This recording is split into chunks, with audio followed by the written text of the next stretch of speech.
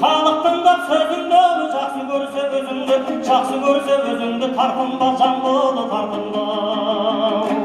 бұлбұлдайын сайрайын жігерімді қайрайын сәулемді елге түсіріп аспандағы айдайын тас бұршақтай ұшырып екпінді күшті сөз дайын жиналып халық тұрғанда тыңдауға көңіл бұрғанда сөз дариясын қозғайын қызыл тілім іркілме шер құмардан шығайын құмармын жастан шіркінге неден қорқып бұғайын шерімді айтсам арылтып түзелер тасып шырайын іштегі өрт жанымды жасырып кімнен тығайын күннен күнге күшейсе ақтармай қалай жылайын тыңдасын халқым құлақ сап біраз сөйлеп көрейін тыңдасын халқым құлақ сап біраз сөйлеп көрейін халықтан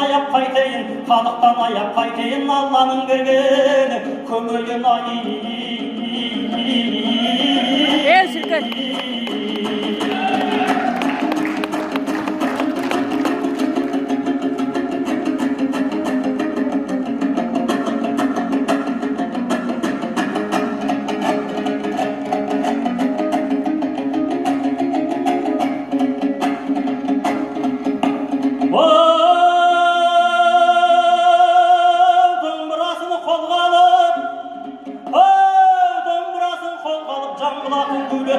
осы өлеңді жамбылды көкірегі даңғылды өмір шіркін үйретті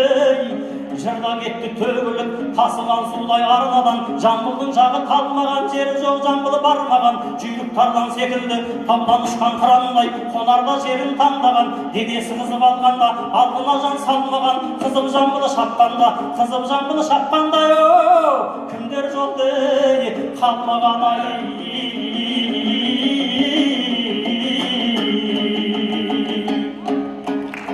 шіркін ассалаумағалейкум қадірлі өнерші ағайын